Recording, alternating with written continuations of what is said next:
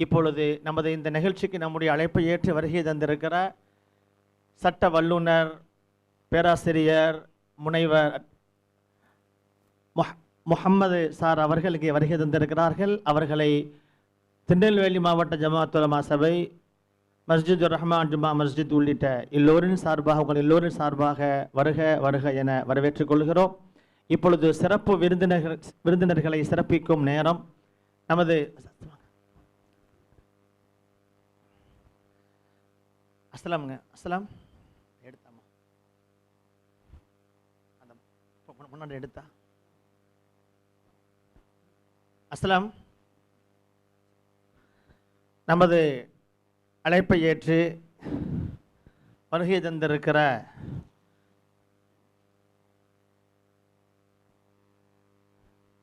அஹ்லு சுன்னத் வல் ஜமாஅத் தமிழ்நாடு ஜமாத் உலமா சபையின் தலைவர், இந்த பயிலரங்கத்தை தொடங்கி வைத்து இங்கே அமைந்திருக்கிற மௌலானா மௌலவி எங்கள் உஸ்தாது பெருந்தகை ஹாஜா மொயினுத்தீன் பாக்கவி ஹசரத் அவர்களுக்கு நமது மாவட்ட தலைவர் ஷேக் மீரான் ஹசரத் அவர்கள் பொன்னாடை போர்த்தி கௌரவிக்கிறார்கள்.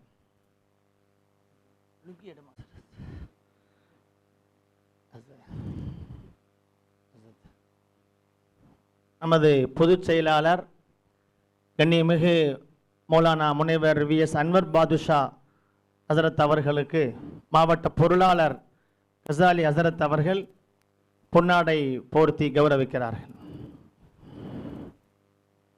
வழங்கி கௌரவிக்கிறார்கள்.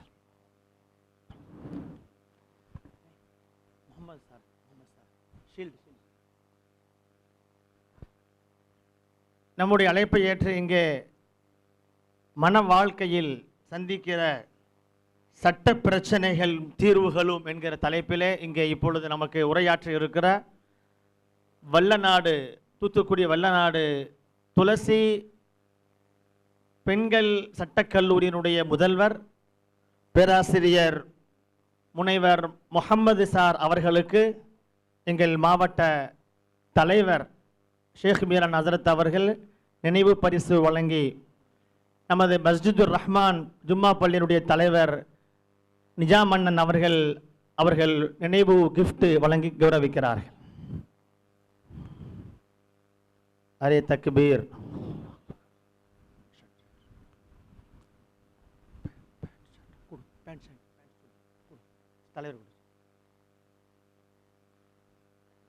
அரே தக்பீர்.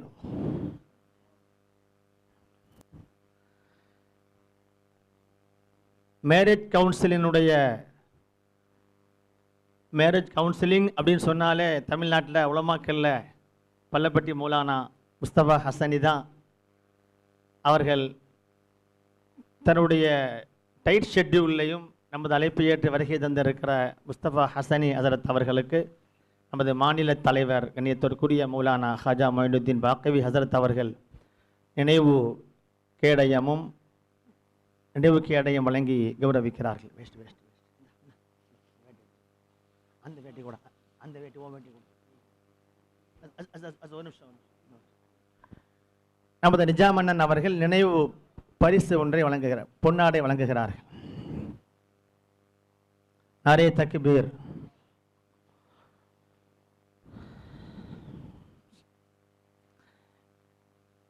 இப்பொழுது நமக்கு மத்தியிலே லுஹருடைய பாங்கு வரையிலும், லுஹருடைய வக்து வரையிலும் பாங்கு சொல்லிடுவாங்க. இடையில பாங்கு சொல்லும் போது நிறுத்தப்படும். அதற்கு பிறகு தொழுகைக்கான நேரம் வரையிலும் நமக்கு மத்தியிலே உரையாற்ற வரக்கூடிய சிறப்பு விருந்தினர் கண்ணியத்திற்குரிய பேராசிரியர் முனைவர் MED முஹம்மது அவர்கள். ஐயாவை பற்றி சிறு அறிமுகம். இவங்க எஜுகேஷனல் குவாலிஃபிகேஷன், கல்வி தகுதியை நம்ம சொல்லணும்னு சொன்னால் அது ஒரு 3 லைன் இருக்குது. அவங்க MA MPhil MA அப்படின்னு சொல்லி MSc MBA MPhil ML அப்படின்னு சொல்லி சட்டத்துறையிலும் பொது ஜென்ரல் அகாடமியிலும் அவங்க நிறைய படிச்சிருக்கிறாங்க. அந்த படிப்புகளை சொல்வதற்கு பல நிமிடங்கள் தேவைப்படும். மாத்திரமல்ல, அவர்கள் உச்ச நீதிமன்றத்தினுடைய supreme court bar association new டெல்லியில் இருக்கிற உச்ச நீதிமன்ற பார் அசோசியேஷன் வழக்கறிஞர் சங்கத்தில் மெம்பராக இருக்கிறார்கள். அதே போல இன்டர்நேஷனல் கவுன்சில் ஆஃப் ஜூரிஸ்ட்ஸ் லண்டன், சர்வதேச சட்ட வல்லுநர்கள் அந்த அமைப்பிலே, அவர்கள் லண்டனில் இருக்கிற அந்த அமைப்பிலே மெம்பராக இருக்கிறார்கள்.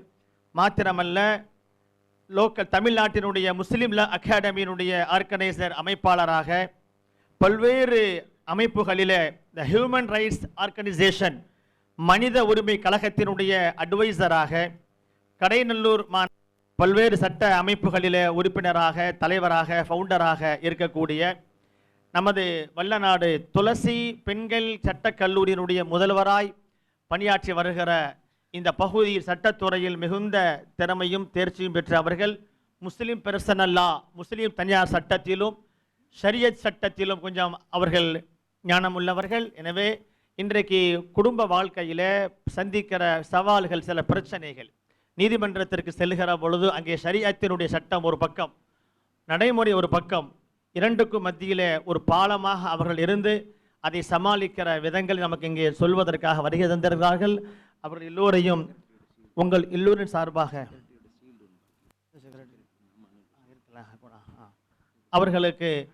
அவர்களை பேச அழைப்பதற்கு முன்னால் மாநில பொதுச் செயலாளர் அவர்களுக்கு நினைவு கேடயம் வழங்கக்கூடிய நேரம். நமது மாநில தலைவர் அவர்கள் ஹதரத் அவர்களுக்கு இந்த நினைவு கேடயத்தை வழங்கி கௌரவிக்கிறார்கள்.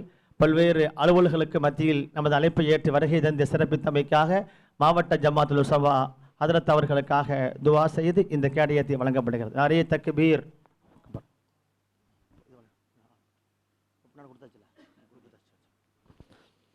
இப்பொழுது பேராசிரியர் வழக்கறிஞர் முனைவர் எம்இடி முகமது சார் அவர்கள் இப்பொழுது சட்டத்துறை குறித்து உரையாற்றுகிறார்கள்.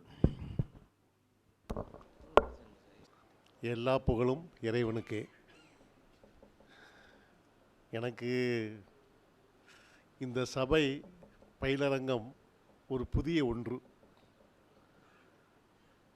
சட்டத்தை பற்றி பேசுவது எங்களுடைய தொழில். அதில் கொஞ்சம் அதிகமாகவும் நுழைவோம்.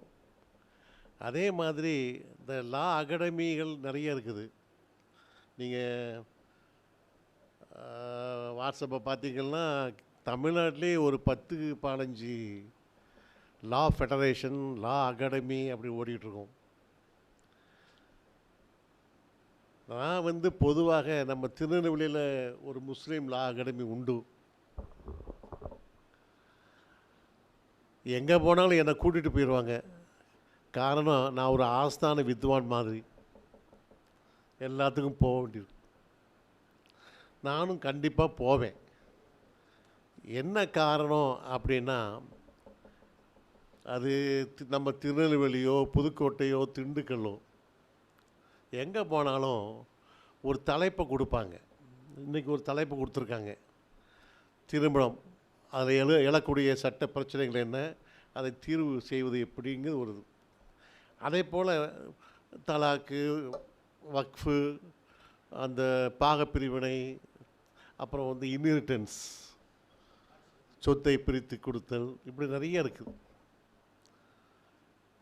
நம்ம அந்த சரியத்தாயிட்டு 1937 ஒன்று வந்துச்சு. 1937 சரியத்தாயிட்டு. அதுக்கு முன்னாடி நம்ம இஸ்லாமிய சட்டம் இருக்கத்தான் செய்யுது. ஆனால் இந்தியாவில் குறிப்பாக கேரளா, அவங்க வழக்காறு கஸ்டமரி லா அதைத்தான் ஃபாலோ பண்ணிக்கிட்டே இருந்தாங்க. இன்றைக்கும் அந்த வழக்கம் இருக்கத்தான் செய்யுது. அதனுடைய கொஞ்சம் நம்ம பக்கத்தில் காயல்பட்டினத்துலையும் இருக்குது. சரியத்தாயினுடைய பர்பஸே இனிமே இஸ்லாமிய சட்டத்தில் வழக்கம் ஒரு ஒரு ஒரு ஒரு என்ன, அதை யாருமே நீங்கள் ரெக்கக்னைஸ் பண்ணக்கூடாது, அதை ஃபாலோ பண்ணக்கூடாது. உங்கள் கஷ்டம் வேறு. இஸ்லாமிய சட்டத்தில் custom not at all recognise, அங்கீகரிக்கப்படவில்லை. இஸ்லாமிய சட்டம் மட்டும்தான் கஸ்டம் அப்படிங்கிறது நடைமுறை. அப்படி நடைமுறையில் உதாரணத்துக்கு பார்த்தீங்கன்னா ஹிந்துலா உங்களுக்கு சொன்னால், ஹிந்துலாவை பொறுத்த மட்டும் அநியாயத்துக்கு 1955க்கு முன்னாடி என்னெல்லாமோ நடக்கும். பலதாரமணம் சொல்லி இப்போ நம்மளெல்லாம் சொல்கிறாங்களே, 55க்கு முன்னாடி பார்த்தீங்கன்னா ஹிந்துவில் அநியாயத்துக்கு பலதாரம் மட்டுமல்ல, வப்பாட்டி அது இது. இன்றைக்கி நீங்கள் காரைக்குடி பக்கம் போனீங்கன்னா ஒரு வீட்டுக்கு போய் அவன் செட்டியார் இருக்கிறாரான்னு கேட்டால் மணி 12:20. அந்த அம்மா சொல்லும், ஒய்ஃபு, 12:20. செட்டியார் இப்போ 7வது தெருவில் 15ஆம் நம்பர் வீட்டில் இருப்பார். அதை ஒரு பெருமையாக அவங்க அங்கே தான் இருப்பாங்க. நீங்கள் அங்கே போய் பாருங்கள். இங்கே வந்து 1:10க்கு தான் வருவாங்க.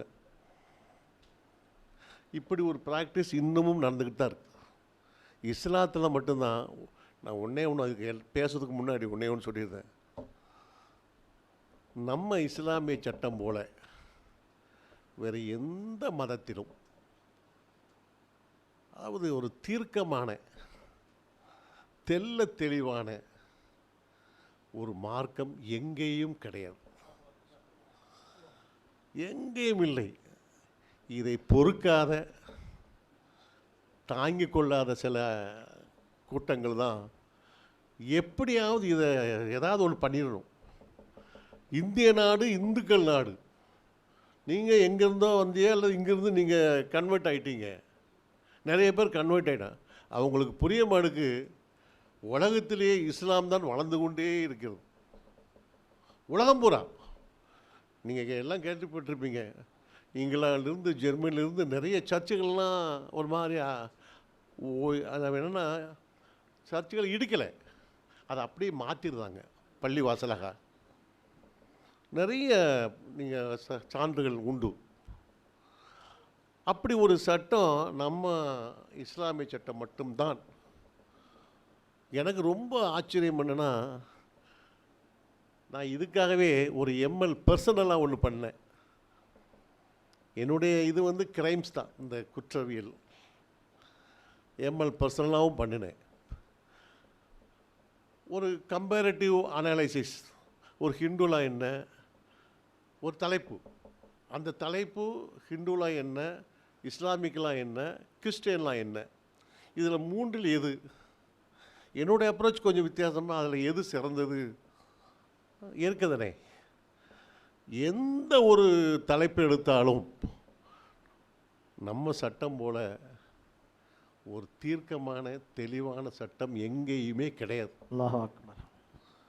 யாருனாலும் வாங்க சொல்லுவாங்க, இஸ்லாமிய திருமணம் ஒரு ஒப்பந்தம், ஒரு கான்ட்ராக்ட், அக்ரிமெண்ட்.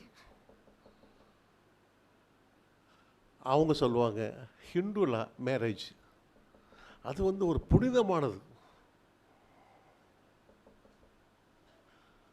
இன்றைக்கி 1955க்கு பிறகு ஹிந்துலா செய்யப்பட்டு அதில் நிறைய பிரச்சனைகள் வந்து நிறைய மாற்றங்கள் ஏற்படுத்தப்பட்டு இன்றைக்கி எல்லா சட்ட அறிஞர்களும் சொல்வது ஹிந்துலாவும் ஒரு ஒப்பந்தமே, கிறிஸ்டியன் லாவும் ஒரு ஒப்பந்தமே. மேரேஜை பொறுத்து அது பார்சியோ ஜீவிஸோ யாருனாலும் சரி. ஏன் ஸ்பெஷல் மேரேஜ் ஆகிட்டு 1956 சிறப்பு திருமண சட்டம், அதுவும் வந்து ஒரு ஒப்பந்தமே. ஒப்பந்தம் இல்லை வாழ்க்கையே கிடையாது. நீங்கள் ஒப்பந்தம்னு கரெக்டாக அந்த இது வந்து ஒப்பந்தம் ஃபார் த லைஃப், நமது வாழ்க்கை முழுவதும் வாழ்க்கைக்கு. அதே சமயத்தில் தவிர்க்க முடியாத எனக்கு பிடிச்ச அந்த அந்த ஒரு இதை பண்ணும்போது எனக்கு ரொம்ப உள்ளாதான் எனக்கு ஒரு வருத்தம் இப்போதும் உண்டு. நான் பெருமைக்கே சொல்லலை, இறைவனுடைய நாட்டம் படிச்சுக்கிட்டே இருக்கணும் கடைசி வரை. நான் ஒரு 3 எம்எல் 4-5 எம்ஏ அதெல்லாம் பண்ணியிருக்கேன் இல்லைங்களே. ஆனால் இந்த குரானை நான் ஃபுல்லாக ஓதலை. என்னால் முடியாதா? ஏன் எனக்கு அந்த ஆண்டவனுடைய அனுகிரகம் கிடைக்கல? ரொம்ப வருத்தப்படுது. நிச்சயமாக இன்னும் படிக்க. அதனால் அடுத்தது குரான் தான். இன்ஷா அல்லாஹ் நம்ம இந்த நிகழ்ச்சியோட வரக்கத்தில் நீங்கள் முடிச்சிருவீங்க சீக்கிரமா. நிச்சயமாக.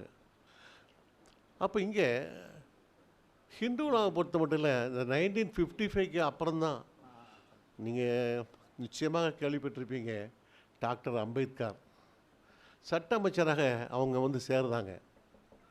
சட்ட அமைச்சராக வந்தோடனே அவர் செய்த முதல் முக்கியமான வேலையில் ஒன்று ஹிந்து கோடு, அதாவது தொகுப்பு, இந்து சட்ட தொகுப்புன்னு ஒன்று பண்ணார். அப்போ இந்து சட்டங்களுடைய தொகுப்பு, அது கல்யாணத்தில் ஆரம்பித்து அந்த இன்ஹெரிட்டன்ஸ், சொத்து பிரிவு எல்லாம் பண்ணார். அழகான ஒரு புக்கு, யாருமே எதிர்பார்க்க முடியாது அப்படி ஒரு சட்டம், சட்ட தொகுப்பு. ஆனால் அந்த சட்ட தொகுப்பை ஒரு குரூப்பு, எந்த குரூப்புன்னு நீங்களே அமுலுக்கு கொண்டு வரவே இல்லை, ஒப்புதலும் அளிக்கப்படவில்லை, ஒப்புதல் கொடுக்கவே இல்லை. அப்படி ஒரு சட்டத்தில் நாங்கள் கொண்டு கூடாது. நாங்கள் எங்களுக்குன்னு சொல்லி அவங்க என்ன நினைக்கிறாங்கன்னா, முஸ்லீம் பர்சனலாக இருக்குது, அவங்களுக்கு மட்டும் தனி சட்டம், எங்களுக்கும் வேணும். அங்கே எங்கடா பெரிய ஓட்ட உடசல் எல்லாமே இருக்குது, இது மாதிரி ஒரு சட்டத்தை கொண்டு வா. நான் கூட ரொம்ப ரொம்ப இதாக சொல்லுவேன், 6666 வசனத்தில் 600 வசனங்கள் தான் அதிகபட்சம் சட்டத்தை பற்றி சொல்லுது. எல்லாமே மார்க்க சம்மந்தப்பட்டது. இப்போ அசத்துமாலாம் சொல்லும்போது எனக்கு இதுக்கெல்லாம் சட்டம் இருக்குன்னா யோசிச்சு பாருங்க. ஒரு தாம்பத்திய வாழ்க்கை, அதுக்கு எவ்வளோ விளக்கம். எனக்கு ஒரு பிபிடி தரணும், சுயநலம். அப்படி எல்லா வகையிலையும் நான் எதாவது சொல்லலை. ஆனாலும் இந்த சட்டத்தை பிடிக்காத முடியல, தாங்கவே முடியல. அதை 1-2 குறிப்பு உங்களுக்கு இப்போ இன்றைக்கி வேறு வழி இல்லை, அதான் மெஜாரிட்டி ஆகிட்டாங்க. அவங்களால இதை தாங்கிக் கொள்ளவே முடியாது. இப்படி ஒரு சட்டம் இருக்கவே கூடாதுன்னு கூட நினைப்பாங்க. அதனால தான் எல்லாத்துக்கும் தெரியும், யூனிஃபார்ம் சிவில் கோடு வேணும். யூனிஃபார்ம் சிவில் கோடு நடைமுறைக்கு உகந்ததா? எனக்கும் சில வருத்தங்கள் கூட உண்டு. நம்ம ஜட்ஜஸ் கூட சில பேர் பண்ணலாமே. நான் ஒன்று தான் சொன்னேன். ஃபார் எக்ஸாம்பிள் ஹிந்துஸ் எடுத்துக்கோங்க. ஹிந்துஸில் பார்த்திங்கன்னா, நம்ம தமிழ்நாடு மட்டுமல்ல, உங்களுக்கு இந்தியா பூரா இருக்குது. அவங்கள்ட்ட எல்லாத்துக்கும் ஒரு பொதுவான சட்டம் இருக்கா? ஹிந்துக்களுக்கு மட்டும் ஒரு பொதுவான சட்டம் உண்டு சொல்லுங்கள்? கிடையாது. நீங்கள் ஒரு காமன் சிவில் கோடை கொண்டு வாங்க, அதுக்கப்புறம் யூனிஃபார்ம் சிவில் கோடை பார்ப்போம். ரெண்டையுமே நீங்கள் மிக்ஸ் பண்ணக்கூடாது. காமன் சிவில் கோடு அந்தந்த இப்போ முஸ்லீம்ஸ் இருக்காங்க, நம்ம அது என்னமா மலபார் முஸ்லீம்ஸ், அங்கே ஒரு சட்டம் ஓடிக்கிட்டு இருக்குது. ஒவ்வொரு இடத்துலையும் இருக்கலாம். நம்ம இது ரொம்ப ரொம்ப குறைச்சோம். கிறிஸ்டியனில் அப்படி கிடையாது, நிறையா இருக்குது. நிறைய பிரிவுகள் உண்டு, நிறைய சட்டங்களும் உண்டு. நீங்கள் அவங்களுக்கு காமனாக கொண்டு வாங்க, ஹிந்துஸுக்கு காமனாக கொண்டு வாங்க, அதுக்கப்புறம் பேசலாம் நம்ம யூனிஃபார்ம் பண்ணலாமா பண்ணக்கூடாதா. அப்படி ஒரு அந்த அப்ரோச்சுக்கு கூட நமக்கு சப்போர்ட் இல்லை, நம்ம ஆட்கள்கிட்டே சப்போர்ட் இல்லை. ரொம்ப வேதனைக்குரியது. நீங்கள் 2019 ஒரு சட்டம் கொண்டு வந்தாங்க, ட்ரிபிள் தலாக், முத்தலாக்.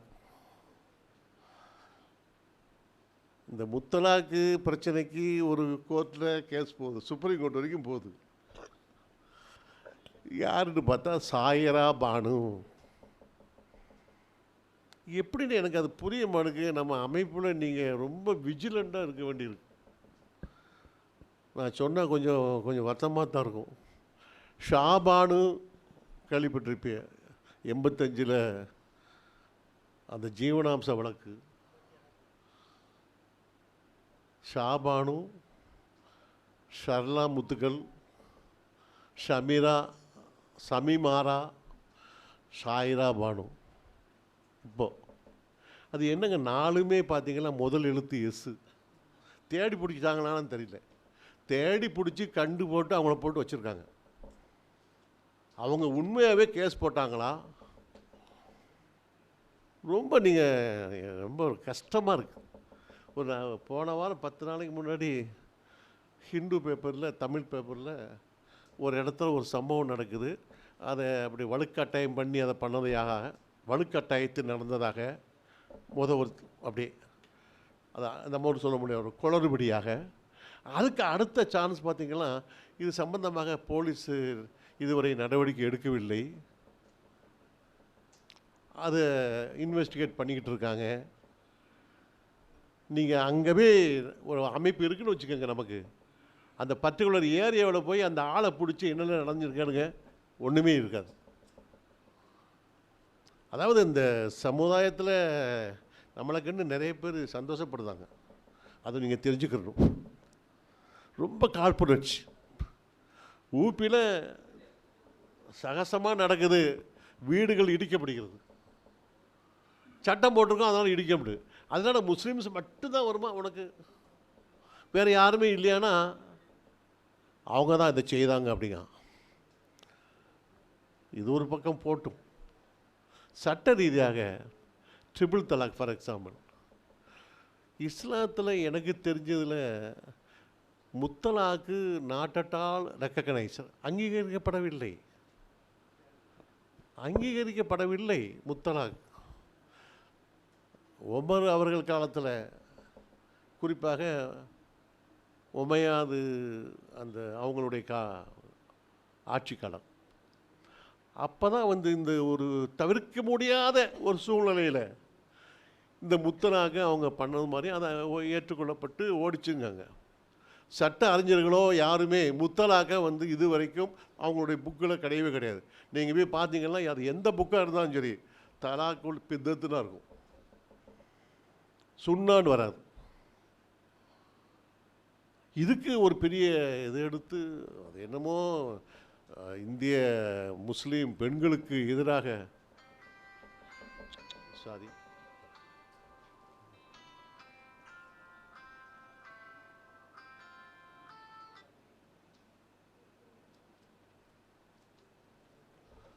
அப்படி ஒரு நிறைய இப்படி போயிட்டே இருக்குது. இப்போ அந்த முத்தலாக்கு வழக்கு அந்த சாயிரா பானு போனாங்களே, அதை ஏற்று என்ன பண்ணுனாங்க நம்ம? எனக்கு இன்னொரு அதிகமான ஒரு வருத்தமும் உண்டு. இந்தியாவில் ஒரு பெர்சனல் லா போர்டுன்னு ஒன்று இருக்குது. இந்த பெர்சனல் லா போர்டு உத்தரப்பிரதேசத்துக்கு மட்டும்தானா, தமிழ்நாட்டுக்கு கிடையாதா? சுப்ரீம் கோர்ட்டையே நாங்கள் வந்து ஹைகோர்ட்டை மெட்ராஸ்லேருந்து மதுரைக்கு வச்சுருக்கோம். அந்த பெர்சனல் லா போர்டில் ஒரு பிரான்ச் வந்து சென்னைக்கு வரக்கூடாதா? அதுக்கு நம்ம உலமாக்கள் போனவங்களாம் ஒரு உறுப்பினராகவோ மெம்பராக இருக்கிறாங்க. ஆல் இந்தியா போர்டில், ஆல் இந்தியா போர்டில் இருக்கிய மெம்பராக இருக்கிறாங்க. நான் என்ன சொல்கிறேன், நான் அப்பப்போ உத்தரப்பிரதேசம் போக முடியுமா? என்னுடைய கருத்தை நான் இங்கே சொல்லுறதுக்கு எப்படி இருக்கும் எனக்கு? என்னையும் சொன்னாங்க ஒரு ஜூரிஸ்டிங்கு முறையில், ஆனால் கடைசியில் சொன்னாங்க நீங்கள் குரான்லாம் படிக்கலை, ஓதலை அப்படின்ட்டாங்க. நான் எங்கே போவோம்? சட்டம் தான் எனக்கு தெரியும். நிறைய இது பண்ணணும், நம்மளும் ஒரு தக்க நடவடிக்கை எடுக்கணும், தகுந்த நடவடிக்கை எடுக்கணும். உதாரணத்துக்கு நான் சொன்ன போனால், சட்டம் நம்ம திருமண வாழ்க்கை குழா இருக்குது, பெண்கள் குழா சொல்லலாம், எனக்கு வேண்டாம், இந்த கணவன் வேண்டாம் அப்படின்னு சொல்லுதோம். ஆனால் தக்க காரணங்கள் வேணும், அதில் மாற்றுக்கருத்து இல்லை. சில பெண்கள் வேணுக்கும்படியே சொல்லுவாங்க, எனக்கு அவனை பார்த்தா விஜய் மாதிரி இல்லை, அஜித் மாதிரி இல்லை, சொல்லுவாங்களா இல்லையா? இப்போ அவர் முதல்வர், அது துற விடுங்க அப்படின்னு. நான் ஒன்றும் தப்பாக சொல்லலை, எனக்கு அப்படி மாப்பிள்ளை வேணுங்க, நீ இல்லை அதனால் நீ வேண்டே வேண்டான்னு சொல்லி குழா சொல்லலாமா? நிச்சயமாக கிடையாது. இஸ்லாம் அதை ஏற்றுக்கொள்ளாது. இஸ்லாத்தில் நம்ம என்ன சொல்கிறோம், குலா சொல்கிற ஒரு காரணத்தை சொல்கிறாங்க. இப்போ நபிகள் நாயகம் காலத்தில் கூட அப்படி ஒரு சம்பவம் நடந்ததாக உண்டு. அதை கூட சொல்லும்போது அழகாக சொல்லுவாங்க. அந்த அம்மா சொல்லும், அவர் என் கணவர் தான், அவர் மேலே எந்த குறையும் சொல்ல எனக்கு இயலவில்லை, ஆனால் அவர் வாழ்க்கைக்கு மன வாழ்க்கைக்கு ஒத்து வராதுன்னு சொல்லிட்டு கூட சில பேர் சொல்லுவாங்க, அந்த துணியை எடுத்து அப்படி தூக்கி விட்டுருவாங்களாம். இப்படி அதாவது எதுக்காகனா அந்த காரணத்தை சொல்லும்போது. ஆனால் இப்போது கேரளா ஹைகோர்ட்டில் இப்போ ஒரு 2-3 வருஷத்துக்கு முன்னாடி ஒரு தீர்ப்பு, அந்த கணவன் சம்மதம் சொல்கிறானோ இல்லையோ அதை பற்றி எங்களுக்கு கவலை இல்லை, அவளுக்கு வேணாமுங்க, காரணத்தை சொல்லுதா, குழா கொடுங்காங்க, குழா கொடுத்துருங்க. நீதிமன்றம் கொடுத்துடலாமா? நீதிமன்றம் கொடுத்துருமா? ஆமாம், ஹஸ்பண்டு டைவர்ஸ் பண்ணாமல. ஆமாம், இல்லை ஹஸ்பண்டு டைவர்ஸ் பண்ணால் அது தலாக்கு இல்லை. குலா கேட்டு அவன் ஏற்றுக்கொள்ளவில்லை, ஏற்றுக்கொள்ளலை, நீ ஏற்றுக்கொள்ள வேணாயா அப்படின்னு இப்போ ஹைகோர்ட் சொல்லியிருக்கு. ஹைகோர்ட் உத்தரவு எத்தனை பேருக்கு தெரியும்? தமிழ்நாட்டில் அந்த மாதிரி நடந்திருக்கா? இது இல்லை, 1967 ஜட்ஜ்மெண்ட்டே நடந்திருக்கு, புக்குகளே இருக்குது, நமது சட்ட புத்தகத்திலும் இருக்குது, 67லேயே. இப்போ லேட்டஸ்ட்டாக வந்து கேரளா ஹைகோர்ட் அதை தீவிரமாக சொல்லுது. இல்லை இதுவரையிலும் எதுக்காக அதை சொல்ல வந்தோம்னா அதையும் சொல்லிதானே, தகுந்த காரணத்தை முன்னிட்டு அவ சொல்லுதா, அவன் முடியாதுங்க, கணவன் முடியாது என்று சொன்னால் அந்த குழாவே பண்ண முடியாத எங்கே அப்ரோச், கணவன் முடியாதுங்க, முடியாது என்னென்னா அவள் இப்படி ஒரு காரணத்தை சொல்லுதாலே முக்கியமாக தெரியுத, என்ன செய்ய அப்படின்னா நான் முடியாது, அவன் ஒரு டைப்பு வச்சுக்கோங்களேன், ஜமாத்திலையும் கூப்பிட்டு சொல்லுதிய, அவள் சொல்லுவா, அதுக்காக நான் ஏற்றுக்கொள்ள மாட்டேங்கிறான், என்ன செய்ய, நமக்கு என்ன சொல்றாங்கன்னா ஹாஜிட போங்க. இங்கே தான் இப்போ பெரிய ஒரு சேலஞ்சாக நிற்குது, ஒரு பெரிய சவாலாக நிற்கிற விஷயமே இந்த ஏரியா தான். அப்போ அவன் ஏற்றுக்கொள்ளட்டா, அவன் ஏற்றுக்கொள்ளவில்லை என்றால் குழாவே கிடையாது, அப்போ பெண்களுக்கு உரிமை இல்லையா? அடுத்த கேள்வி, அவளுக்கு உரிமை இல்லை, நீ மட்டும் தலாக்குங்க. இப்போ இந்த தலாக்கை கூட சுப்ரீம் கோர்ட்டே சொல்லுது, கொஞ்சம் அப்படிங்க, அப்புறம் தள்ளி வைங்க, கொஞ்சம் அடித்து கூட திருந்தி பாருங்க, அதையும் மீறி போச்சுன்னா ஜமாத்துக்கு வாங்க, அவன் சைட்லேருந்து ஒரு ஆள், இவன் சைட்லேருந்து 2 பேர் கூப்பிடுங்க, ஒரு கவுன்சிலிங் பண்ணுங்க. அழகான வார்த்தை, அவர்கள் இருவரும் இனிமேல் கணவன் மனைவியாக சேர்ந்து வாழ முடியவே முடியாது, சாத்தியமே இல்லை என்றால் சந்தோஷமாக அவர்களை பிரித்து விடுங்கள். இதுதான் நம்ம குர்ஆன் சொல்லுவதும் அப்படித்தான் இருக்கு.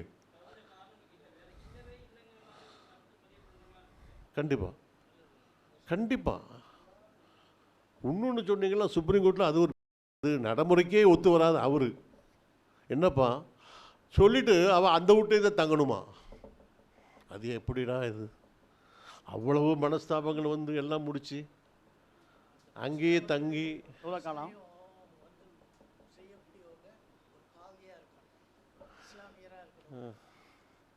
இல்லைன்னு சொல்லலை, அப்படி இருக்கட்டுமே. அப்போ என்னன்னா கோர்ட்டுகள் வந்து பார்த்திங்கன்னா சில சூழ்நிலைகளில் அவங்க அப்படியே மாறுபாடுகள் வருது. இந்த மாறுபாடுகள் சரியல்ல, இது நீங்கள் இப்படி தான் தீர்க்கணும், இப்படி தான் செய்யணும், எங்கள் சட்டத்தில் இப்படி தான் இருக்குது. ஏன் இருக்குது, சட்டத்தில் இருக்குது என்பது வேற, அது சரியில்லைன்னு சொன்னால் என்ன செய்ய முடியும், அது சரிதான் என்று ஒரு ஆணித்தரமாக ஒரு நிலைப்பாட்டை எடுத்துக்கொள்ளலாம். அந்த நிலைப்பாட்டை எடுப்பது யார்? கோர்ட்டு, ஜட்ஜு தான். இன்றைக்கி பார்த்தீங்கன்னா எனக்கு ஒரு உங்கள்கிட்ட சொல்லுறதுக்கு என்ன இருக்குது, ஒரு ஹைகோர்ட்டோ சுப்ரீம் கோர்ட்டோ நம்ம டிஸ்ட்ரிக்ட் மாவட்ட நீதிமன்றமோ ஒரு பிரச்சனை, இஸ்லாமிய திருமண சட்டமோ தலாக்கோ வருது, அதுக்கு ஹைகோர்ட்டில் நம்ம ஜட்ஜு நம்ம அட்வொகேட்ஸ் வாங்க சொல்லி ஜமாஅத் வழக்கம் போல் 1:15 லோஹர் ஜமாத்து நடைபெறும் இன்ஷா அல்லாஹ். சார் அவர்கள் ஒரு 1:10 தன்னுடைய உரையை நிறைவு செய்வார்கள். அதுக்கப்புறம் 5 நிமிஷம் இடைவெளியில் லோஹர் ஜமாத், அதனைத் தொடர்ந்து மதிய உணவுக்கான இடைவேளை. அப்போ அந்த கோர்ட்டுக்கு போகும்போது பார்த்திங்கன்னா இப்போ நானே போகிறேன் கோர்ட்டுக்கு. நான் ஒரு அட்வொகேட் இல்லை, திருப்பி திருப்பி சொல்லுதேன். நான் அட்வொகேட்டாக போகக்கூடாது இப்போதைக்கு. நான் திருநெல்வேலி சட்டக்கல்லூரியில் பேராசிரியராக இருந்தேன். நிறைய பேருக்கு தெரியாது நிச்சயமாக. இப்போ நிறைய மாணவர்கள் என்னுடைய மாணவர்கள் தான். இங்கே காலேஜ் தொடங்கப்பட்டதிலிருந்து 2010 நான் ரிட்டையர் ஆக வரைக்கும், 2010 ஒரு 10 வருஷம் ஊரில் தான் சட்ட உதவி மையம் அப்படின்னு தான் பண்ணிகிட்டு இருப்பேன், சும்மா இருக்க மாட்டேன். அதுக்கப்புறம் ஒரு துளசி பெண்கள் சட்டக்கல்லூரி வளநாட்டில் ஆரம்பித்தாங்க. அதோடைய பிரின்சிபலை என்னை கொண்டு போயிட்டாங்க. இப்போ அங்கே தான் இருக்கிறேன். என்னுடைய இது என்னென்னா, நான் தப்பு சொல்லலைண்ணா, ஒரு ஆதங்கம். நான் கோர்ட்டுக்கு போகிறோம்னா கையில் 2 புக்கு எடுத்துகிட்டு போகிறேன். என்னையா, என்ன புக்குயா? Mulla on Mohammedan law, Amir Ali author, அந்த புத்தகத்துக்கு ஆசிரியர் அமீர் அலி, அவர் எழுதிய முஸ்லீம்லா, தாஹிர் முகமது. நிச்சயமாக அவங்க ஜூரிஸ்ட்டு என்பதில் வித்தியாசமே இல்லை, அது எந்த வித பிரச்சனையும் இல்லை தான். ஆனால் அதே சமயத்தில் சார் வராங்க கோர்ட்டில், அவங்களும் ஒரு அட்வொகேட்டு. அவங்க என்ன சொல்கிறாங்க, ஐயா இந்த குரானை பாருங்க, இந்த குரானில் இந்த சூறாவில் இந்த வசனத்தில் இப்படி இருக்குது. ஜட்ஜி, எங்களுக்கு அதெல்லாம் தெரியாது. எங்களுக்கு தெரிந்ததெல்லாம் அமீர் அலி, தாஹிர் முகமது, முல்லா ஆன் முகமடெல்லாம். இப்போ இதை வேறு ஒரு காலத்தில் ஒரு பழைய சம்பவம். நம்ம இப்போ சுப்ரீம் கோர்ட்டு வர்றதுக்கு முன்னாடி பிரிவி கவுன்சில் ஒன்று இருந்துச்சு. பிரிவி கவுன்சில் தான் அந்த காலத்தில் பெரிய பெரிய வழக்குகளை அவங்க தான் பண்ணாங்க. பிரிவு கவுன்சிலில் ஒரு ஜீவனாம்சம் சார்ந்த ஒரு வழக்கு. அது விடோ, கணவன் இறந்து விட்டான், அவள் மெயின்டெனன்ஸ் கேட்குறா. ஒரு குரானை எடுத்து காமிக்காங்க. குரானில் 1 வருடம் வரை அந்த விடோவுக்கு ஜீவனாம்சம் கொடுக்கலாம் அப்படின்னு சொல்லி ஒரு அத்தாரிட்டி குரானையே கொடுக்காங்க. யாருக்கு? கோர்ட்டில் காமிக்கிறாங்க. இந்த பெண்ணுக்கு, இறந்து போன கணவன் இறந்து போன பெண்ணு, விடோ, விதவிக்கு, ஒரு விதவிக்கு. கோர்ட்டு, சாரி நீங்கள் அதை கொஞ்சம் தள்ளி வைங்க. என்னங்க, அந்த புக்கு எடுங்க. என்ன புக்குடா? ஹிதாயா. நான் ஹிதாயாவே குறைத்து மதிப்பிடலை. அந்த ஹிதாயா யாருக்குள்ளது? இமாம் புகாரி, இமாம் அபு ஹனீஃபா, சாரி அவங்களுக்குள்ளது. அதே ஒரு இதில் ஒரு டைவர்ஸான விவாகரத்தான அந்த பெண்ணுக்கு ஜீவனாம்சம் உண்டாம். ஏன்பா? அது அதில் இருக்குது. அப்போ இந்த ஹிதாயா குரானை விட உயர்ந்ததா? ஒரு கேள்வி. அந்த கேள்விக்கு இன்னைக்கு வரைக்கும் பதில் இல்லை. நம்ம என்ன பண்ணோம்? அது அமைப்பா இந்த கேள்விக்கு எதிர்த்து சொல்கிறாங்க, விளக்கம் பதில் சொல்லலை. அந்த குரானுடைய இதை காமிச்சாங்கன்னு வருதில்ல, அது மத்தான் இல்லை ஹவுலி கைரை இஹ்ராஜ் அப்படின்னு ஒரு வசனம் வரும். 1 இயர் ஜீவனாம்சம் அப்படிங்கிறது குரானில் இருக்குது. பட் ஆனால் அங்கே பக்கத்துலேயே இன்னொரு வசனம் வரும், 4 மாதம் 10 நாள் அப்படின்ட்டு. நான் நினைக்கிறேன் அந்த 4 மாதம் 10 நாள் அப்படிங்கிறது தான் ஹிதாயாவில் எழுதியிருப்பாங்க. அதை ஒருவேளை மேற்கோள் காமிச்சு சொல்லப்பட்டிருக்கலாம்.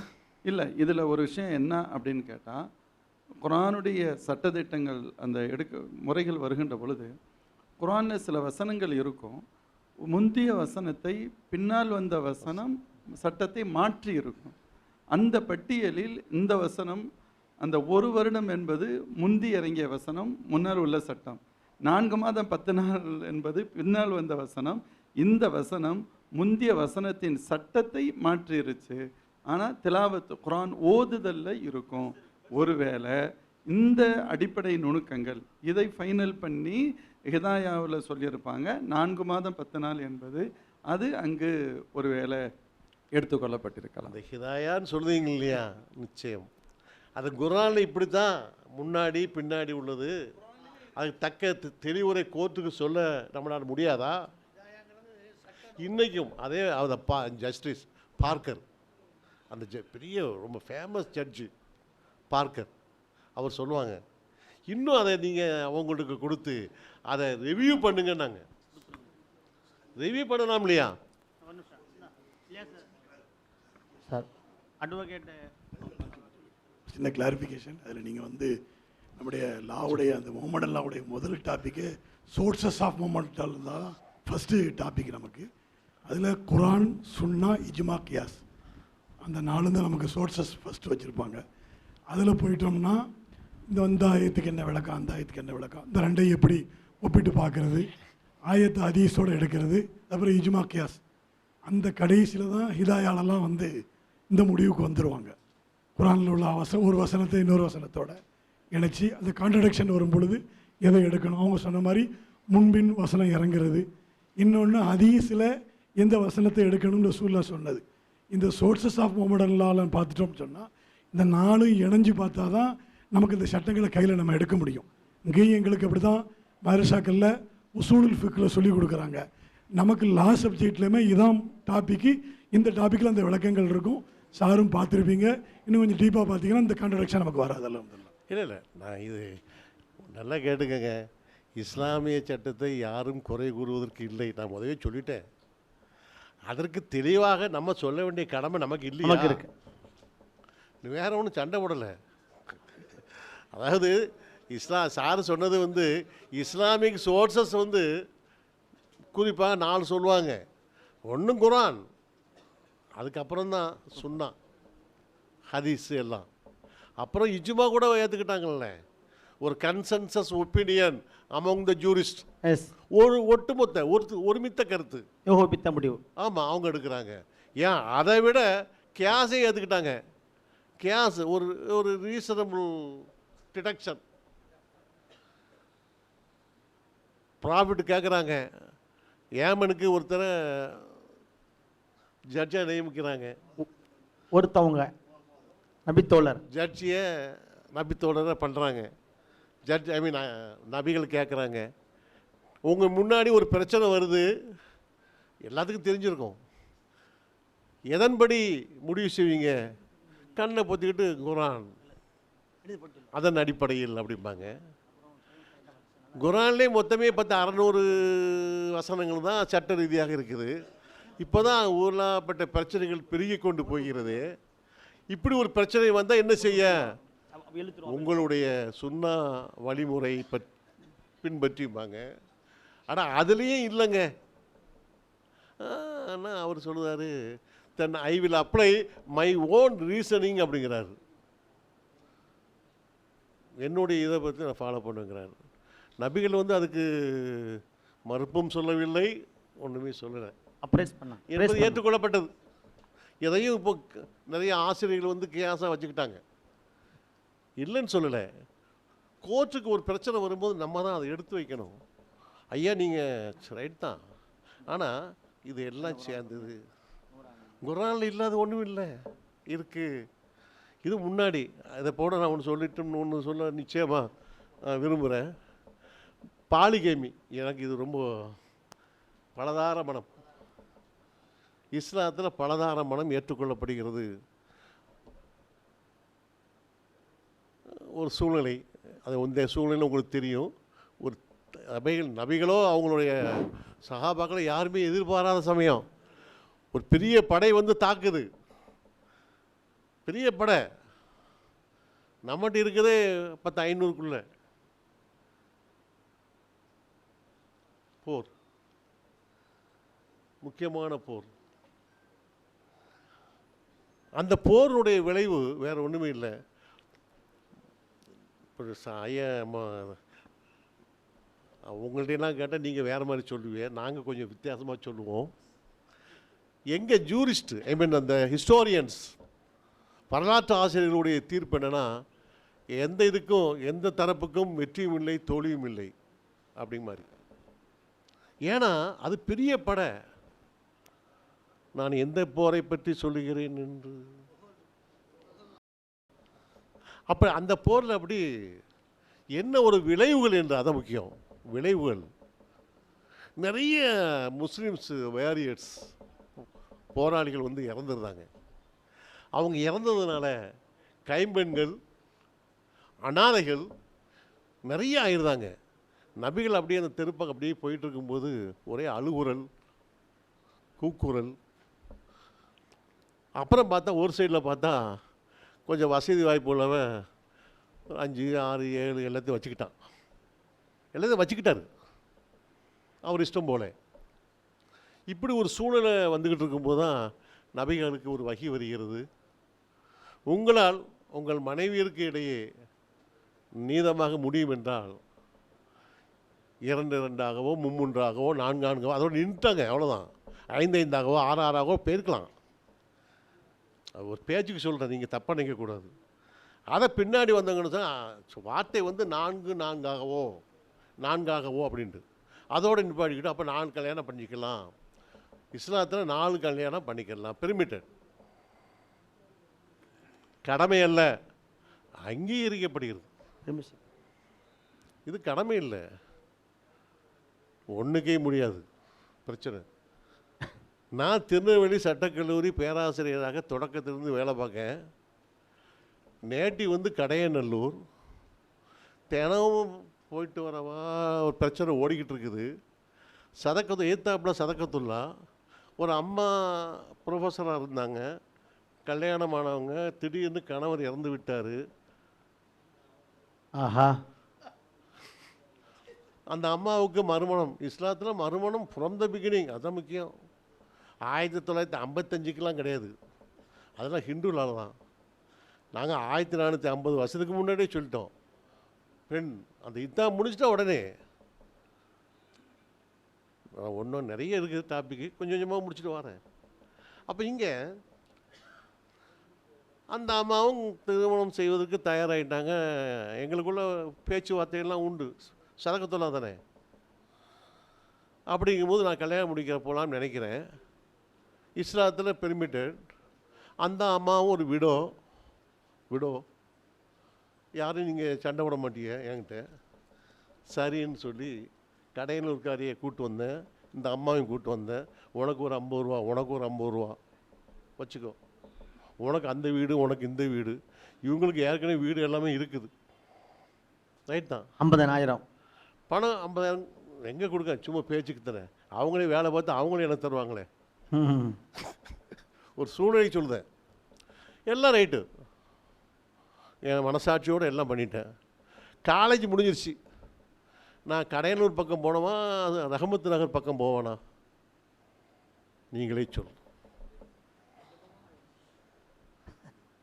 ரஹமத்து நகர் தான். நேத்தானே கல்யாணம் முடிச்சிருக்கேன்.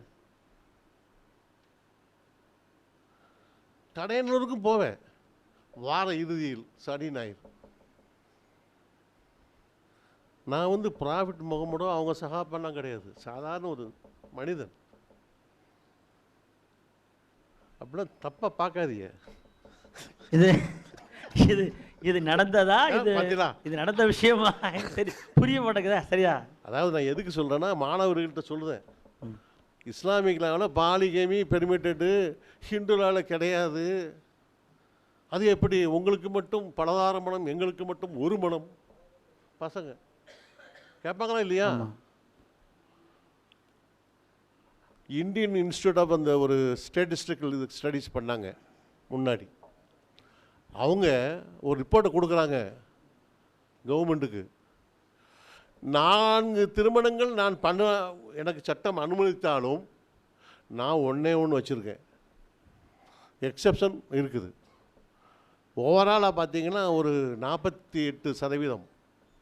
ஆனால் ஹிந்துலா பொறுத்த மட்டில் 2வது திருமணம் செய்வது இந்திய தண்டனை சட்டம் 494 படி ஒரு குற்றம், தண்டிக்கப்படக்கூடிய குற்றம். ஆனால் அங்கே 51% மேலே இது பண்ணிட்டாங்க. கல்யாணம் முடிச்சிருக்கான்.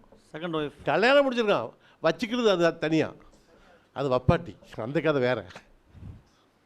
கல்யாணமே பண்ணியிருக்காங்க சட்டத்துக்கு புறம்பாக. ஏன் நம்ம இல்லஸ்ட்ரேட்டட் வீக்லி அந்த காலத்தில் இப்போ வருது, குல்தீப் சிங் ஒரு அழகான இது பண்ணார், அவரும் அதே முடிவுக்கு தான் வந்தார். சட்டம் பெர்மிட் பண்ணால் கூட ஏன்ட குறையாத்தான் பண்ணாங்க, ஆனால் அவங்க தான் அதிகமாக இருக்காங்க. சரி, இப்போ நம்ம கதைக்கு வருவோம். அப்போ நான் இன்றைக்கி நேற்று திங்கள் செவ்வாய் புதன் வேலை வெள்ளி 5 நாள் இங்கே தான் போவேன். சனிக்கிழமை வெள்ளிக்கிழமை சாயங்காலம் வீட்டுக்கு புறப்பட்டு சனி ஞாயிறு அங்கே போகிறதுக்குள்ளே நான் டயர்டாயிடுவேன். புரியுதுன்னு நினைக்கிறேன். புரியுது, நல்லா புரியுது. அப்படி நான் எப்படி என்னுடைய மனைவிகளை 2 பேரையும் சரி சமமாக நீதமாக நடத்த முடியாது. சரி சமமாக அப்புறம் பார்க்கலாம். அதை இது கடைசி கட்டது. இது சரி சமம் உண்டா? என்னுடைய இது கூட அங்கே தானே போகிறேன், மதியம் சாப்பாடுக்கே போயிடுவேனே, ஏத்தாப்புல இருக்கு வீடு. அப்போ நான் ஒரு முஸ்லீமா இல்லையா? அப்போ குரான் தப்புல, குரானா தான் சொல்லுதேன், குரான் தானே சொல்லியிருக்கு, தப்பு தானே. தப்புன்னு சொன்னால் நான் ஏற்றுக்க முடியாதுல்ல. அழகாக நான் முதல்ல சொன்னேன் பார்த்தீங்களா, சூரா 4 அத்தியாயம் 3 பழசு, பின்னாடி சூரா 4 அத்தியாயம் 129 பாருங்கள். அழகான வார்த்தை, தமிழில் ஒரு அழகான டிரான்ஸ்லேஷன் ஐஎஃப்டியில். உங்களால் எவ்வளவுதான் முயன்றாலும் உங்கள் மனைவிற்கு இடையே நீதமாக நடந்து கொள்ள முடியாது. நீங்கள் எவ்வளவுதான் முயன்றாலும். சொல்ல பார்த்தா அதை படிக்காமல் போயிட்டேன். இன்ஷா அல்லாஹ் துவாச்சிங்க. அழகான வார்த்தையை பாருங்க, நீங்கள் எவ்வளவுதான் முயன்றாலும் உங்கள் மனைவிற்கு இடையே நீதமாக நடந்து கொள்ள முடியாது. என்னையா சொல்லுது அப்போ? ஒன்று போதும். அப்போ இந்த பாலிகமி எப்போது? ஒன்று தான். அவள் கல்யாணம் ஆன ஆளிலிருந்து ஒரே நோய் நொடி, தாம்பத்திய வாழ்க்கைக்கு லாய்க்கு இல்லை, குழந்தை இல்லை, எனக்கு ஒரு குழந்தை வேண்டாமா? ஸோ ஒரு எக்ஸப்ஷனல் சர்க்கம்ஸ்டன்ஸில் மட்டும்தான் பாலிகமி பெர்மிட்டட் அண்டர் இஸ்லாமிக்லா. நான் கூட ஒரு அழகான சொல்லக்கூடாது, சாரி, ஒரு கட்டுரை, இஸ்லாம் ப்ரோபகேட்ஸ் மோனோகமி நாட் பாலிகமி. நிச்சயமாக வருத்தப்பட்டு ரைட்டா. ஆனால் நான் என்ன சொல்கிறோம்னா, இஸ்லாத்தில் எல்லாமே சரியாக சொல்லப்பட்டிருக்குது. புக்கு இருக்கா சார்? நீங்கள் புக்கா கட்டுரையா? கட்டுரை. சதகத்துல்லா அவனுடைய 50வது ஆண்டு 75வது ஆண்டு விழா, அதில் கூட நான் அதை பப்ளிஷ் பண்ணியிருக்கிறேன், நிறைய இடத்துல அனுப்பியிருக்கிறேன். ப்ரிஃபர் பண்ணுறது மோனோகமி தான் இஸ்லாம் ப்ரிஃபர் பண்ணது. இஸ்லாம் ப்ரோபகேட்ஸ்னே போட்டிருக்கு. ஏம்புவது, இஸ்லாம் ஏம்புவது ஒரு தார மனமே, பலதார மனம் அல்ல. இந்த 129வது வசனம் என்ன சொல்லுது? அதான சொல்லுது. ஏன் நம்ம அதுக்கு ஏன் முக்கியத்துவம் கொடுக்க மாட்டோம்? அந்த 3வது அத்தியாயம் அந்த வசனம் எது எனக்கு சாதகமாக இருக்கிறதோ அதைத்தானே நான் எடுத்துக்கொள்வேன். எதுக்கு சொல்லனா, நம்ம எல்லாத்துலேயும் நிற்கணும். ட்ரிபிள் தலாக்கு இல்லவே இல்லையா கோர்ட்டில்? நான் இல்லவே கிடையாது, இஸ்லாத்தில் கிடையவே கிடையாது. அவன் இதுக்கு ஒரு புது சட்டம், அவன் ஏற்கனவே எங்கனடா பிரச்சனை இருக்குது அங்கே நுழைஞ்சி என்ன பண்ணணுமோ அதை தயாராக இருக்காங்க. அந்த சூழ்நிலையில் அதையும் நம்ம பண்ணணும். அதே சமயத்தில் இஸ்லாத்தில் இல்லாதவனே எனக்கு அந்த அந்த இது கொஞ்சம் தள்ளி போகிறேனே, அதாவது இன்ஹெரிட்டன்ஸ்னு ஒரு பெரிய சாப்டர், சொத்து பிரிப்பது, வராசத், வாரிசுரிமை சட்டம், வாரிசு இல்லை அந்த சொத்து இறங்குரிமை சட்டம், அந்த பாகப்பிரிவினை வேறு இறங்கு உரிமை. அப்பா இறந்து போயிட்டான்னா சொத்தை பிரிக்க முடியா, அம்மா இறந்தா சொத்தை பிரிக்க முடியா, அப்படி. அதில் பார்த்தீங்கன்னா எனக்கு ரொம்ப ஒரு 3 அந்த வார்த்தை மட்டும் சொல்லுதேன், மற்றபடி அதை பின்னாடி பார்ப்போம். Nearer will exclude the remote, nearer will exclude the remote. இறந்தவருக்கு பக்கத்து சொந்தக்காரன் தூரத்து சொந்தக்காரனை தள்ளி விடுவான். இறந்தவருக்கு பையன் இருக்கும்போது பையனோட பையனுக்கு ஒன்றும் கிடையாது. ஹஜப் ஹஜப். அதாவது நாங்கள் அண்ணன் தம்பி 3 பேர், அப்பா எல்லாமே இருந்தோம், போனோம், வியாபாரம் நடந்துச்சு.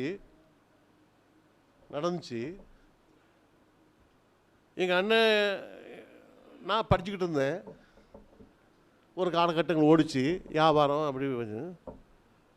அப்படி இருக்கும்போது எங்கள் அண்ணன் ஹார்ட் அட்டாக்கில் போயிட்டார். அவருக்கு கல்யாணமாகி 2 பசங்க.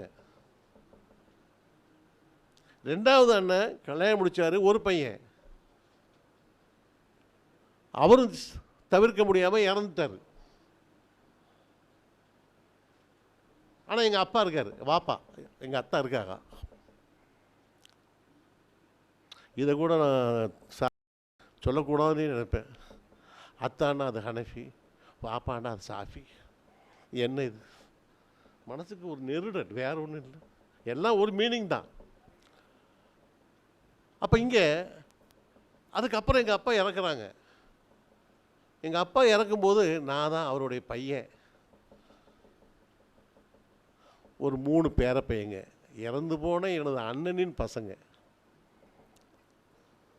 3 பேர். இந்த சொத்து போகிற யாருக்குன்னா எனக்கு தான். எங்கள் அப்பா சொத்து எல்லாமே எனக்கு தான்.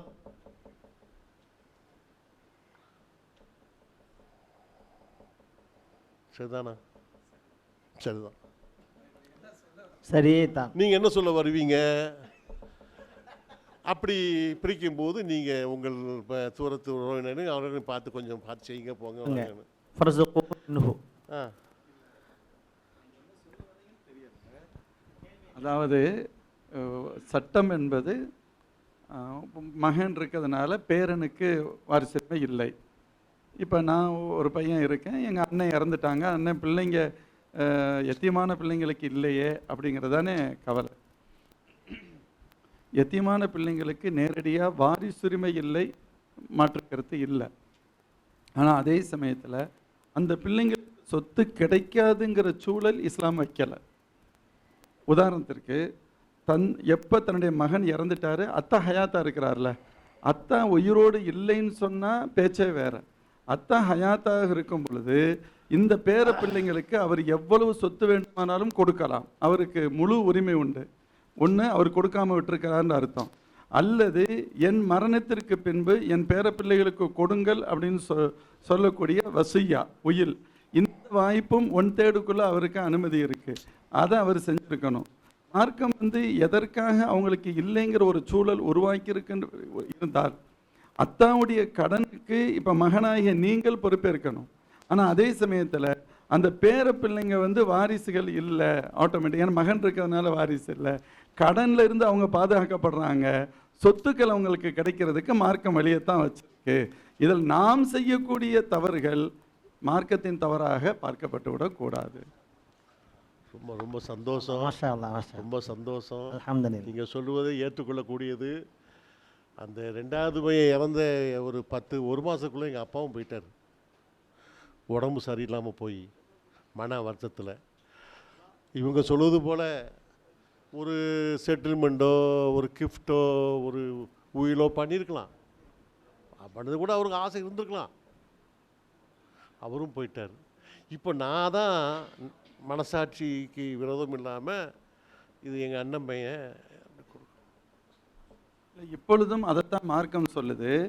நல்லா தெரிஞ்சுக்கணும், ஒரு மகன் இருக்கும் பொழுது பேரப்பிள்ளைங்களுக்கு சொத்தில் அவர் எனக்கு கண்டிப்பாக அந்த பங்கு உண்டு என்று கேட்க முடியாதே தவிர நீங்கள் கொடுக்க கூடாதுன்னு மார்க்கம் சொல்லலாம். இல்லை இல்லை இல்லை, நாம் எனக்கு கிடைக்கிற மாதிரி என் அண்ணனுக்கு கிடைக்கணும்னு சொல்லலாம். நீங்கள் சொல்லுவதா நான் அப்படியே ஏற்றுக்கிறேன். காலகட்டங்கள் மாறி போச்சு. நீங்கள் சொல்லுங்கள், நடைமுறையில் ஐயோ போயிட்டான், எங்கள் அண்ணனுக்கு சேர வேண்டிய பாதி இந்தாங்கடா நீங்கள் வச்சுக்கோங்க, எனக்கு பாதி போதும் அப்படின்ட்டு யார் சொல்கிறா? ஜமாத்தை கூட்டியுமே நடக்க மாட்டேங்குது. மனசாட்சி நிறைய பேர் பண்ணுறாங்க, இல்லைன்னு சொல்லலை. நிறைய பேர் இது எங்கள் அண்ணனுடைய பிள்ளைங்க, அவங்களுக்கு மனசாட்சிக்கு விரோதம் இல்லாமல் செய்யணும். இது எதுக்காக நான் கொண்டு வந்தோம்னா அதையும் சொல்லுதேன். இஸ்லாமிய சட்டத்தில் அந்த இன்ஹெரிட்டன்ஸை பொறுத்த மட்டில் இந்த லா ஆஃப் ரெப்ரசன்டேஷன் ஒன்று உண்டு, பிரதிநிதித்துவ கோட்பாடுன்னு சொல்லி. ஹிந்து லாவில் அது எவ்வளோ இருந்தால் கூட இந்த பிரதிநிதித்துவ கோட்பாடுன்னு ஒன்று உண்டு. அந்த 2 பசங்களும் யாருடா? இறந்து போன மகனின் மகன்கள். அவள் அப்பா உயிரோடு இருந்திருந்தால் அவருக்கு என்ன கிடைக்குமோ அந்த சொத்து அவருடைய பையங்களுக்குன்னு சொல்கிறாங்க இந்து லெவலில். ஹிந்து லாவில் இன்றைக்கும். நம்ம சட்டத்தில் இல்லை, அது ஒரு காரணங்கள் இருக்குது, நிறைய காரணங்கள் இருக்குது. இந்த இந்த இந்த விதி நீங்கள் நினைக்கிற மாதிரி அசல் மாதிரி ரொம்ப பெர்ஃபெக்டான ஒரு விதி. இந்த ஒரு சந்தர்ப்பத்தில் கொஞ்சம் இடுக்கி, மற்றபடி அந்த விதியினுடைய தாத்பரியம் அதனுடைய என்ஃபோர்ஸ்மெண்ட்டு போயிட்டே இருக்கும். அதே மாதிரி பார்த்தீங்களா ரெண்டாவது விதி அந்த மேத்தமெட்டிக்ஸே படிக்க முடியாது. 1450க்கு முன்னாடி ப்ராஃபிட் முகம்மதுக்கு வகி வந்தது. அழகாக சொல்லுவாங்க, உனக்கு ஒன்றுமே கிடைக்கல, ஆமாம் வீட்டுக்கு போனவன் உன்னத்த சொத்தையும் தள்ளிட்டு போயிடுவான், வேணாம் உனக்கு கிடையாது. ஒரு விதியை சொல்லுது. இதெல்லாம் வந்து குர்ஆன்லேருந்து எடுக்கப்பட்டது தெரியும் உங்களுக்கு. ஸோ இப்படி விதிகள் வந்து குர்ஆனில் அப்புறம் வந்த ஹதீஸோ அல்லது எவ்வளோ தெளிவாக இருக்குது அப்படிங்கிறத வேறு ஒன்றும் இல்லை. இதெல்லாம் நாங்கள் பார்த்துக்கிட்டு இருக்க முடியுமா சொல்லுங்கள்? எங்களுக்கு மனம் பொறுக்குமா? அதனால தான் எங்களுக்கு யூனிஃபார்ம் சிவில் கோட் வேணும். அது எப்படியும் பண்ணு, எங்களுக்கு அதான் வேணும். குர்ஆனோ ஹதீஸோ எதுவும் சொல்லக்கூடாது. எங்களுடைய நோக்கம்தான் அது. இதுக்கு நம்ம என்ன சொல்கிறோம்னா, நம்ம இப்போ நீங்கள் இருக்கீங்கன்னா ஜமாத்துல் உலமா ஒரு அமைப்பு, கோர்ட்டுக்கும் தயார் வாங்க. ஒரு எதனாலும் செய்யலாமா இல்லையா? எல்லா தகுதியும் ஆண்டை நமக்கு கொடுத்துருக்கான். ஆல் இந்தியா லெவலையும் கொடுத்துருக்கான், ஸ்டேட் லெவலையும் கொடுத்துருக்காங்க. வாங்க, இதுக்கு என்ன செய்யலாம், இதுக்கு என்ன நடவடிக்கை மாற்றுமே. ஸோ நிறைய போயிட்டே இருக்கு கதை. இப்போ ஆலிம் வழக்கறிஞர்கள்லாம் வந்துட்டு இருக்கிறாங்க. ஆலிம் வழக்கறிஞர்கள் ஹசரத்துடைய சன் வந்து ஆலிம் ப்ளஸ் அவர் ஒரு அட்வொகேட். எங்கே இருக்காரு? சென்னையில். அப்படியா? ஹைகோர்ட்டில் இருக்குதா? ஹைகோர்ட்டில் இவர் ப்ராக்டிஸ் பண்ணிட்டு இருக்கிறாங்க. பேருங்க ஜூனியர். அடுத்த ஜெனரேஷன் இன்ஷா அல்லாஹ் நிச்சயமாக வழக்கறிஞராகவும் ஆலிமாக வரும் பொழுது நான் அதை தான் சொல்றேன். இந்த சட்டத்தினுடைய உங்களுடைய குழந்தைகளை, பிள்ளைகளை, பெண்களை நிறைய நீங்கள் வந்து சட்டம் படிக்க வைங்க. சட்டத்தினுடைய விழிப்புணர்வு தவிர்க்க முடியாத ஒன்று. அதனுடைய பலன் இப்போ நீங்கள் அதை கூட பின்னாடி நிச்சயமாக அது பலன் உண்டு என்று கேட்டுக்கொண்டு வாய்ப்புக்கு நன்றி கூறி விடையமைகிறேன். அஸ்ஸலாமு அலைக்கும். வலைக்கம் அஸ்ஸலாம். ஜஸாக்கல்லாஹு ஹைருல் ஜஸா. இது நேரம் வரையிலும் அருமையான முறையில் சட்டத்தின் அவங்களுடைய அந்த வட்டத்தில் நின்று அவர்களுடைய நீண்டகால அனுபவம், சட்டத்துறையிலே வழக்கறிஞராக, பேராசிரியர் சட்டக் கல்லூரியிலே பேராசிரியராக இத்திகாரம் பணியாற்றி வருகிற மரியாதைக்குரிய பேராசிரியர் முனைவர் எம்இடி முஹம்மது ஐயா அவர்கள் மிக அற்புதமான முறையில் இங்கே முஸ்லீம் பர்சனல் லா, அதே போல் ப்ராக்டிஸ், இன்றைக்கி இருக்கிற நீதிமன்ற நடைமுறை, ஷரியத் ஒரு பக்கம், இது ரெண்டுக்கும் மத்தியிலே சில புரிந்துணர்வில் ஏற்பட்டிருக்கிற சில குறைபாடுகள், அதனால் அதை விமர்சிக்கிறார்கள் என்கிற அந்த அடிப்படையான விஷயத்தை இங்கே பதிவு செய்தார்கள்.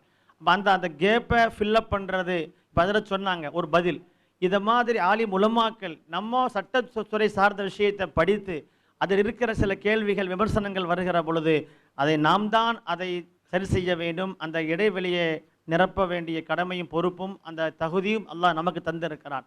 எனவே ஆலிம் உலமாக்கள் அந்த சட்டத்துறை விஷயத்திலும் கவனம் செலுத்த வேண்டும் என்ற சாருடைய அந்த ஒரு பேர் அவாவை வெளிப்படுத்தினார்கள். சார் அவர்களுக்கு எல்லோரின் சார்பாக மனமார்ந்த நன்றியை தெரிவித்துக் கொள்கிறோம். அல்ஹம்துலில்லாஹ். இதோடு இந்த அமர்வு நிறைவு பெறுகிறது.